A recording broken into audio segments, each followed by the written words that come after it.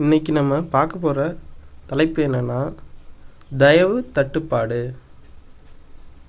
அதாவது பார்த்திங்கன்னா, இந்த உலகத்தில் இருக்கிற மக்களோட மனசில் தயவு, கருணை, இரக்கம் அப்படிங்கிற ஒன்று இல்லவே இல்லை. இதோட குமுலேட்டிவ் எஃபெக்டாக, அதாவது ஒரு தனி மனிதனோட மனசுலையும் ஒரு கருணை, இரக்கம், ஜீவகாருண்ய சிந்தனை இதெல்லாம் சுத்தமாக இல்லாமல் போகிறதோட விளைவாக அந்த ஒவ்வொரு நாட்டுக்கும் இருக்கக்கூடிய தலைவர்களாக மக்களால் ஓட்டு போட்டு தேர்ந்தெடுக்கப்படுகின்ற தலைவர்களும் கருணையே இல்லாதவங்களாகவும் தயவு இல்லாதவங்களாகவும் தேர்ந்தெடுக்கப்பட்டு வந்துடுறாங்க, ஆட்சி அதிகாரத்தை உட்காந்துடுறாங்க. உதாரணத்துக்கு சொல்லணும்னா, இந்தியாவில் இருக்கிற நரேந்திர மோடி, அவர் இஸ்லாமியர்கள்கிட்ட தயவுன்னு ஒன்று காட்டவே மாட்டார். ராஜபக்ஷே தமிழர்கள்கிட்ட தயவை காட்ட மாட்டார். இதுக்கு முன்னாடி இருந்த நம்ம ஹிட்லர், அவர் யூதர்கள்ட்ட தயவை காட்ட மாட்டார். இப்போ இருக்கிறாரு ரஷ்யாவில் இருக்கிறாரு ஒருத்தர் அதிபராக, 4 முறை தொடர்ந்து ஜெயிச்சிருக்கார் போல். எத்தனை தடவை தொடர்ந்து ஜெயிச்சிருக்காரு தெரியல. 20 வருஷமாக அவர் தான் பிரசிடெண்ட்டு. அவர் பார்த்திங்கன்னா உக்ரைன் மக்களை போர் மூலமாக ரொம்ப கொடுமை பண்ணிகிட்ருக்கார். உலகத்தில் சர்வாதிகார மிகவும் வல்லரசாக இருக்கக்கூடிய நாடு என்னென்னா அமெரிக்கா. அது இதுவே 200க்கு மேற்பட்ட போர்களை நடத்தியிருக்கு.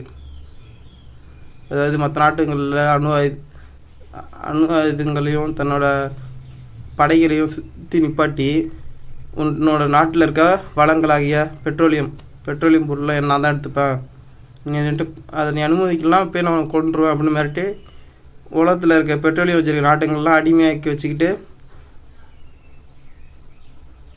அது வல்லரசாகவே திகழ்ந்துக்கிட்டு இருக்குது.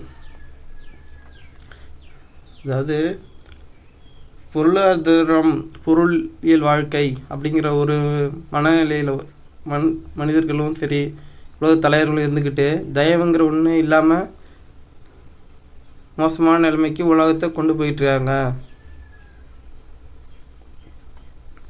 அதாவது தயவு இல்லாதோட விளைவு இப்போ என்னென்னா, உலக போர் சூழலாம். உலகத்தில் இருக்க மக்கள் எல்லாமே அணு ஆயுத போருக்கு உட்பட்டு, ரஷ்யாவோட புதின் அணு ஆயுதம் அதிகமாக வச்சுருக்காரு.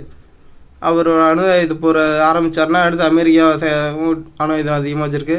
2 நாட்டுக்கரையில் போர் வரும், அது உலக போராக மாறலாம் அப்படின்னு உலகத் தலைவர்கள், விஞ்ஞானிகள் எல்லோரும் சொல்லிகிட்டு இருக்காங்க. இது எல்லாத்துக்கும் ஒரே தீர்வு தயவு தான். ஒரு தனி மனிதனும் தயவோடையும் கருணையோடையும் இருக்கும்போது, அது மொத்தமாக பார்க்கும்போது ஒரு நல்ல தலைவர்கள், கருணையோடு இருக்க தலைவர்கள் மக்களால் தேர்ந்தெடுக்கப்படுவாங்க. நாடு அந்த நாடு பாசிட்டிவாக மட்டும்தான் நினைக்கும். ஒரு என்ன சொல்கிறது, அடுத்தவங்களை அடித்து அவங்கள்ட்ட இருக்க பொருளை பிடுங்கி தான் நம்ம செல்வந்தனா ஆகணும் இல்லை. இப்போ கல்வி எப்படி இருக்குது, அடுத்தவங்களுக்கு சொல்லிக் கொடுக்க நம்மளுக்கு கல்வி நாலேஜ் வளர்ந்துக்கிட்டு தான் இருக்கும். அதுமாதிரி தான் பொருளியலும், நீங்கள் அடுத்தவங்களுக்கு கொடுக்க அது வளர்ந்துக்கிட்டு தான் இருக்கும்.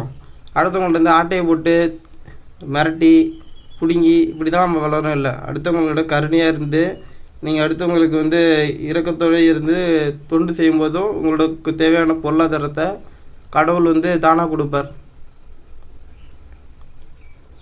இப்படியும் பணக்காரனாகலாம். நன்றி.